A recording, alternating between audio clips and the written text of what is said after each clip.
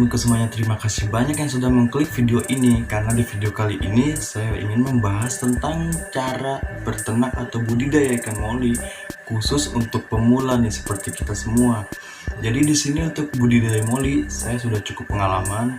Saya budidaya moli dari usia 8 tahun dan itu sudah cukup lama sekali. Nah, mungkin untuk saya pengalaman ini sudah cukup untuk dibagikan kepada teman-teman semua. Jadi sebelum kita bahas ke inti video ini, saya ingin membalas atau menjawab pertanyaan-pertanyaan kalian di kolom komentar sebelumnya. Yang pertama, apakah moli golden bisa kawin sama moli marble? Jawabannya bisa, karena ini satu spesies moli. Jadi kalau untuk moli bisa dikawinkan silang dari jenis marble, oranye, black atau black golden, itu semuanya bisa ya teman-teman. Terus kalau ikan moli bisa nggak makan jentik? Jawabannya sangat bisa, bahkan sangat bagus teman-teman. Jadi kalau untuk ikan moli, apabila dikasih pakan hidup, itu sangat bagus untuk pertumbuhan ikan tersebut, bahkan untuk kehamilannya sangat bagus. Jadi kalau teman-teman dikasih pakan hidup molinya, itu sangat bagus sekali untuk pertumbuhan, bahkan untuk kehamilannya sangat bagus.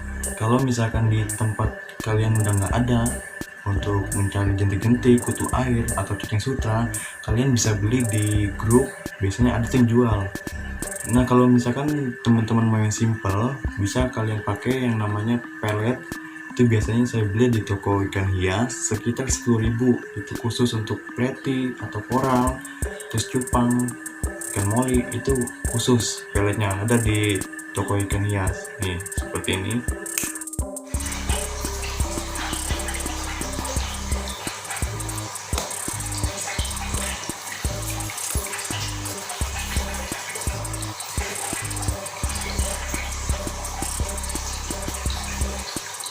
Itu harganya 10.000.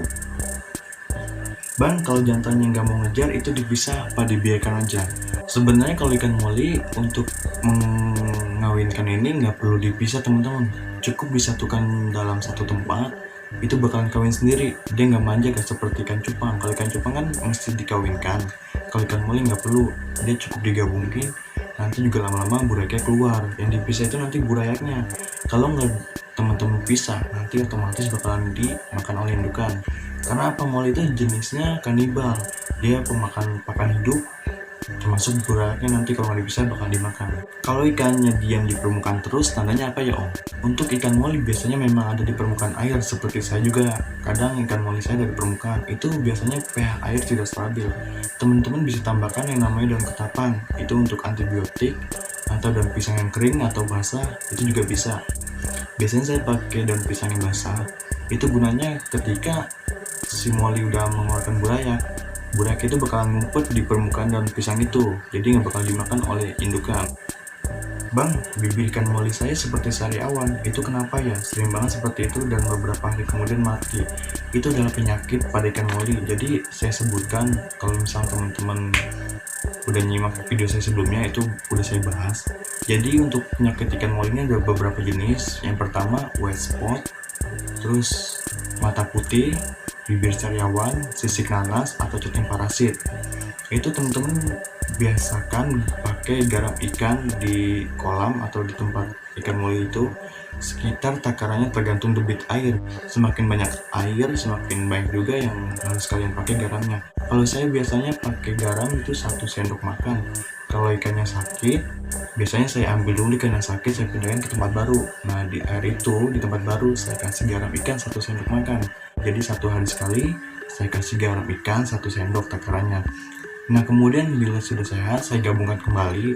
Nah, di tempat yang sehat itu, biasanya saya kasih garam ikan sekitar 3 hari sekali. Nah, nggak lupa juga kalau misalkan di tempat kalian masih ada daun ketapang kering, itu bisa ditambahkan juga, gunanya untuk antibiotik alami. Kalau misalkan teman-teman sudah cukup punya modal, kalian bisa pakai garam ikan atau ditambahkan dengan obat biru, biasanya ada di toko ikan hias. Kalau misalkan yang mau alami ya seperti saya ini, garam ikan sudah cukup, itu selama 3 hari sekali. Jadi untuk menjaga yang namanya penyakit pada ikan moli teman-teman. Nah, yang kali ini banyak sekali pertanyaan-pertanyaan yang seperti ini. Bang, ikan moli kalau misalkan diternak nggak pakai mesin nggak apa-apa? Jawabannya sangat bisa. Jadi teman-teman nggak perlu pakai namanya mesin atau power head, terus water pump, aerator, nggak perlu teman-teman. Terus ada lagi yang nanya, kenapa di toko ikan hias itu menggunakan mesin? Kalau misalkan di toko ikan hias nggak pakai mesin, itu airnya bakal keruh. Kalau mesin air itu kan gunanya untuk menyaring kotoran. Nah, kalau misalkan teman-teman di toko akuarium nggak pakai mesin, otomatis air itu bakalan keruh. Nah, yang bakalan dilihat sama pembeli itu kayaknya nggak menarik sekali gitu kan, airnya keruh. Nah, yang mau dilihat itu apa? Kalau misalkan air bersih kan sangat menarik untuk dilihat. Jadi untuk mesin ini nggak perlu sekali. Kalau misalnya teman-teman buat aquascape atau cuman sekedar pajangan, bisa pakai mesin ini, gunanya untuk menyaring kotoran. Nah, di sini saya bakal ngejawab juga yang banyak sekali dipertanyakan, apakah ikan moli bisa disilangkan dengan jenis ikan gapi? Jawabannya sangat bisa teman-teman. Jadi untuk 97% itu hasilnya adalah jantan.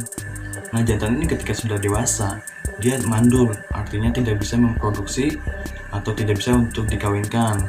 Terus 3%-nya adalah betina. Jadi untuk teman-teman sangat beruntung apabila mendapatkan hasilnya yang betina. Karena apa, di sini saya sudah mencoba antara moli dengan gapi. Ketika dikawinkan itu hasilnya rata-rata adalah jantan. Nah, untuk betinanya semenjak saya mengawinkan antara moli dengan gapi, itu saya belum pernah yang namanya mendapatkan hasil betina. Jadi sangat tipis dan sangat kecil untuk mendapatkan betina. Jadi untuk persilangan antara moli dengan gapi, 97%-nya adalah jantan dan 3%-nya adalah betina. Nah, untuk moli dengan ikan platy atau koral itu juga bisa teman-teman. Kalau ini normal, artinya normal itu ketika sudah dewasa si burayaknya bisa untuk dipijak lagi atau bisa memproduksi lagi. Oke, di sini pertanyaan-pertanyaan sudah nggak ada lagi karena yang bakalan saya bahas ini adalah yang paling penting aja. Nah, untuk yang pertama kalian harus siapkan adalah modalnya nih. Di sini saya menggunakan sampel ya. Untuk sampelnya saya pakai modal 10.000. Semakin banyak modal yang kalian pakai, semakin banyak juga untungnya nih. Karena di sini moli saya udah nggak ada, udah saya jualin karena banyak sekali nih ya. Mungkin kedepannya nanti bakalan saya tambah lagi molinya. Terus yang kedua, tempatnya. Kalian bebas bisa pakai kolam terpal, terus baskom atau ember, terus akuarium. Kalau teman-teman nggak percaya, bisa simak di video saya sebelumnya. Terus saya mengawinkan menggunakan baskom atau ember.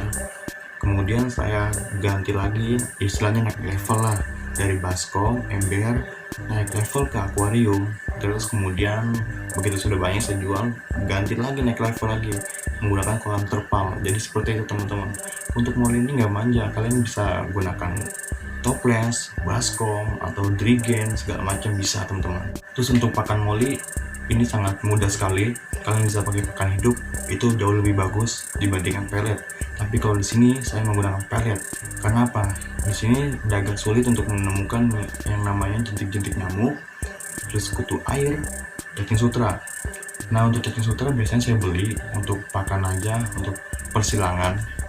Biasanya saya pakai seminggu sekali, itu cacing sutra. Nah, untuk burayaknya biasanya saya kasih pakan setelah usia 7 hari. 3-7 hari itu udah bisa saya kasih makan. Tergantung si burayak tersebut. Biasanya kalau burayak baru keluar dari indukan, itu ada yang namanya kuning-kuning di bawah perutnya. Itu adalah pakanan dia. Jadi setelah kuning itu hilang, otomatis kita bakal kasih pakan. Kalian bisa gunakan kutu air apabila masih ada, itu jauh lebih bagus karena untuk pertumbuhan sangat cepat. Atau teman-teman bila susah untuk menemukan kutu air, kalian bisa pakai yang namanya pelet. Jadi peletnya saya tumbuk, itu kalau sudah halus kalian bisa taburin di tempat burayak tersebut, otomatis dia bakal makan. Jadi simple kalau untuk burayaknya. Nah, untuk pertumbuhan moli itu sangat cepat, 2-3 bulan kalian bisa panen. Atau kalau mau indukan bisa 4 bulan sampai 5 bulan, itu jauh lebih bagus untuk indukan.